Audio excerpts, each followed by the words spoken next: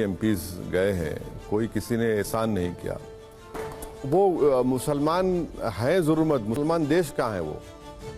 नरसंहार की शुरुआत की 90 के उस दशक जिसमें लालू जी की सरकार आई।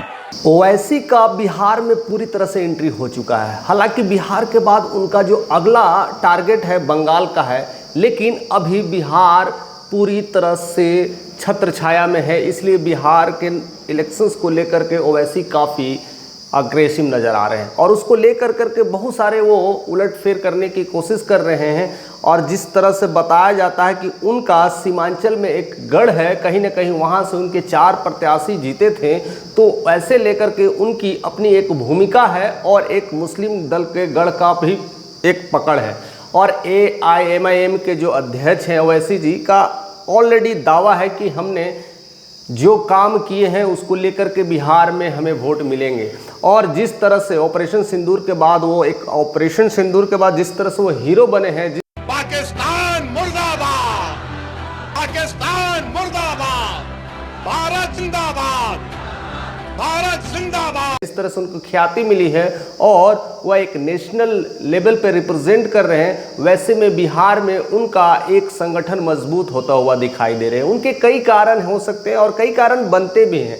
अगर वक्त बिल को लेकर के भी देखो तो उनको लेकर के भी एक बहुत बड़ा शिकंजा कसा था और उसमें भी नीतीश की और चिराग पासवान को आट लगाया था। लेकिन अब मामला निकल के आ रहा है कि ओवैसी जिस तरह से डिमांड कर रहे हैं वो डिमांड पूरी होगी कि नहीं। हालांकि उनकी पूरी तरह से प्लानिंग है कि पिछले 2020 में 18 सीटों पर वो चुनाव लड़ चुके हैं और उसमें से 5 सीटें जीत चुके थे। लेकिन इस बार वह 50 सीटें के आसपास के लेकर के प्लानिंग में है और 50 सीटों को लेकर करके बिहार में किसके साथ गठबंधन करेंगे, यह काफ़ी चुनौतीपूर्ण रहा है। पढ़ते सब पढ़ता है तो मगर और यही सबसे बड़ी उनकी चुनौती है। और यह देखने को मिलता है कि सबसे ज़्यादा प्रॉब्लम्स किसे होता है। तो इस समझने की कोशिश करें कि अगर मुस्लिम का गढ़ अगर किधर भी जाता है तो वो RJD के पास जाता है, क्योंकि इससे पहले AIM के जो 5 कैंडिडेट जीते थे उसमें से 4 राजद में चले गए थे, यानी तेजस्वी यादव के साथ चले गए थे। यानी मुस्लिम का अच्छा खासा वोट उनके साथ जाता है और उनका जो MY समीकरण भी इसी बेस पर आधारित है, यानी मुस्लिम और यादव। अगर यहाँ पर ओवैसी अगर जिस तरह से एंट्री मारेंगे और बिहार में अपने 50 सीटों की दावेदारी रखते हैं तो उसमें सबसे ज़्यादा अगर नुकसान होने वाला है तो तेजस्वी यादव को होने वाला है, यानी लालू यादव के पार्टी को होने वाला है, और दूसरा कांग्रेस यानी राहुल गांधी के पार्टी को होने वाला है। ऐसे में एक मामला निकल के आ रहा है कि कैसे उन्हें समझाया जाए, कैसे ठीक किया जाए। और इसी को लेकर के ओवैसी इस बात को समझ रहे हैं कि बिहार में हमारा गढ़ अब धीरे धीरे मजबूत होता हुआ जा रहा है और इसको लेकर 50 सीटों की बात की है। हालांकि हर एक पार्टियां इस बात को समझ रही है कि किसको सबसे ज़्यादा नुकसान होगा, लेकिन अब तेजस्वी को इस बात को लेकर के ठीक करना है कि ओवैसी को कितने सीट दें। 50 सीट अगर देते हैं तो मुकेश सहनी भी जिस तरह से 50 सीटों को लेकर बात कर रहे हैं और साथ साथ डिप्टी CM के भी दावे कर रहे हैं, और ऐसे में ओवैसी का भी दावा हो सकता है कि अगर 50 सीटें ले ले और 20 सीटें के आसपास क्लिक कर दे तो उनका डिप्टी CM का एक पद फिक्स हो सकता है। और ऐसी स्थिति में बहुत कुछ मामला निकल के आ रहा है। लेकिन सबसे जो बड़ी बातें हैं, सबसे जो बड़ी स्थितियां निकल करके आ रही है वो राजद या महागठबंधन में सीटों को लेकर के आ रही है कि कैसे कैसे सीटों का बंटवारा होगा।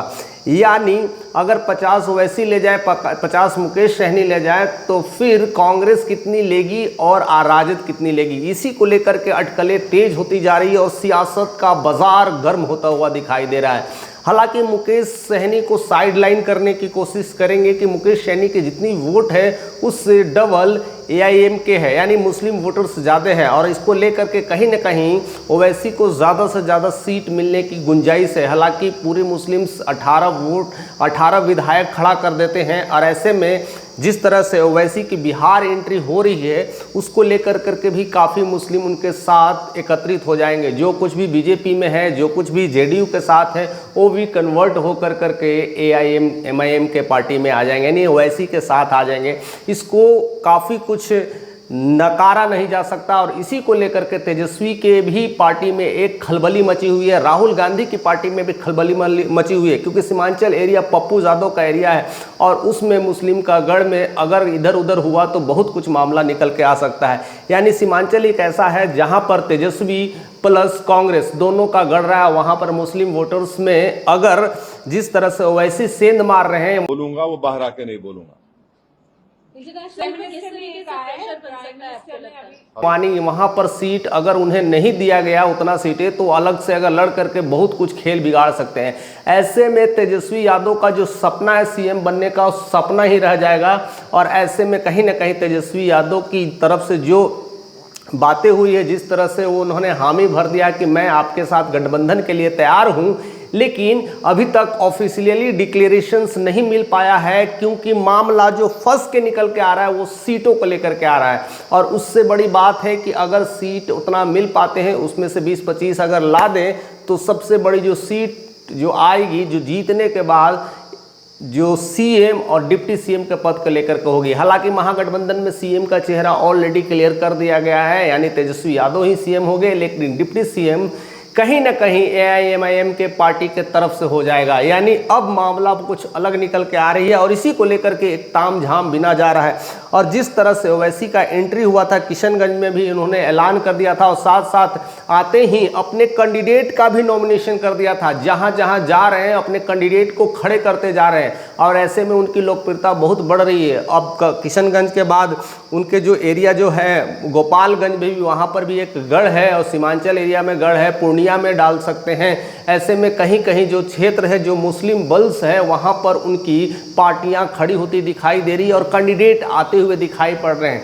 और ऐसे में उनका जो कह सकते हैं 16-17% जो वोट है कहीं ना कहीं एक तरफा बचा सकता है, एक तरफा खेल को अलग कर सकता है। और इसमें कहीं ना कहीं अब उन्होंने ऑलरेडी ये चारा डाल दिया है, इसको झींगा डाल दिया है। और इस झींगे डालने के बाद कहीं ना कहीं तेजस्वी यादव इस बात के लेकर के अभी मीटिंग चल रही होगी, मंथन चल रही होगी, कैसे ओवैसी को साथ में लाया जाए और कम से कम सीट दे करके ही सहानुभूति की जाए।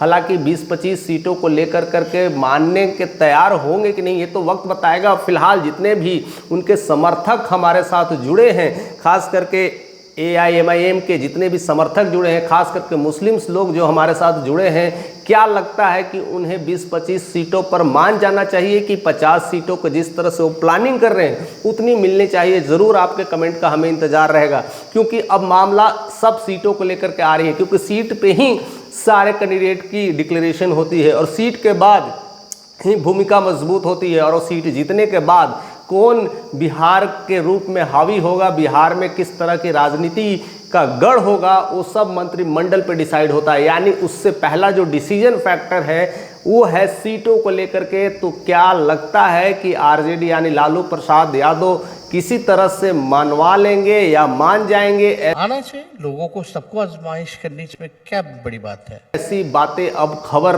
तेज होती जा रही है, क्योंकि कहीं ना कहीं विपक्ष भी चाह रही है कि इनके बीच का जो गठबंधन है वो ना बने। ऐसे में एक दूसरे का वोट काटे और एक दूसरे का वोट काटेगा तो वहां पर NDA खिलता हुआ दिखाई पड़ सकता है। और इसका कहीं ना कहीं संकट, इसकी घबराहट, इसकी सनसनीखेज कहीं ना कहीं राहुल गांधी के पास भी कानों में पड़ रही है और दूसरा तेजस्वी यादव के कानों में पड़ रही है। और ऐसी स्थिति में उनको काफ़ी एक डर सा माहौल बना है कि किसी तरह से मिलाना है, उनको आपस पास में बैठक करना है, मंथन कर रहा है, MY समीकरण की स्थिति को समझाना है और कहां पर कैसे कैसे कैंडिडेट लाना है। खास करके बिहार में बहुत सारे जो खास करके मुस्लिम दल के नेता हैं उनको भी साथ में ला करके लाने की ज़रूरत है। और साथ साथ वैसी एक बड़ा मंथन होने वाला है, एक बिहार में ज़बरदस्त खेला होने वाला है और उस खेले में, मंथन में वो सब सीटों को लेकर के बंटवारा भी क्लियर हो जाएगा। और जिस तरह से मुकेश सहनी डिप्टी CM की बात करते हैं उस पे भी कड़ी नज़र रखी जाएगी, क्योंकि बहुत कुछ वो दलितों में खेल बदल सकते हैं। यानी हर किसी को लेकर के अभी परेशानियां बढ़ रही है। इस परेशानियों में ओवैसी ने अपना चारा डाल दिया है, यानी गठबंधन के लिए अपना प्रस्ताव भेज दिया है। बस उधर से आने की देरी है, अगर नहीं आता है तो सबसे ज़्यादा कांग्रेस और आरजेडी को नुकसान होने वाला है। ऐसी स्थितियां में क्या होने वाला है, किस तरह का सामंजस्य बनने वाला है, और क्या लगता है कि एआईएमआईएम के जो नेता हैं जो जिस तरह से वो अपनी प्लानिंग्स कर रहे हैं पूरे बिहार को लेकर के, क्या वो अपने कैंडिडेट खुद खड़े करेंगे, और ऐसे में खड़े करेंगे तो एक दूसरे का वोट काटेंगे और ऐसी स्थितियां में कमल खिलता हुआ दिखाई पड़ेगा। बहुत कुछ अब होने वाला है, सियासी तेज हो रही है और सीटों का बंटवारा इसी महीने के एंड तक हो जाना है, नहीं तो और भी ज़्यादा घपला हो सकता है, और भी ज़्यादा टेंशन्स का माहौल बन सकता है, क्योंकि कई सारी पार्टियां धीरे धीरे उभर रही है, हर कोई एक दूसरे के साथ गठजोड़ में लगी है। जिस तरह से जनसुराग भी इस फिराक में है कि हम मुस्लिम वोटर्स को इकट्ठा कर लें, कहीं न कहीं हर कोई पार्टी अपनी अपनी पलके बिछाई हुई है, अपने पलकों तरे लाने की कोशिश कर रही है। ऐसे में क्या होने वाला है एआईएमआईएम के नेता ओवैसी के साथ, तेजस्वी के साथ और राहुल गांधी की पार्टी कांग्रेस के साथ, इस तीनों का गठबंधन में किस तरह का सीटों का बंटवारा होगा, आपके कमेंट का हमें इंतजार रहेगा। चैनल पे नए रहिए, क्योंकि बहुत सारे अभी क्लियरिटी आने वाले, बहुत सारे ऐसे तेल मेल जो चल रहा है, अभी अंतर जो मंथन चल रहा है कार्यकाल के अंदर, जो आपस में क्लियरिटी जो नहीं मिल रही उसको क्लियरिटी साधने की कोशिश की जा रही है, वो सब कुछ हम डिटेल में बताने वाले हैं। तो चैनल पे बने रहिए, नए तो सब्सक्राइब करें।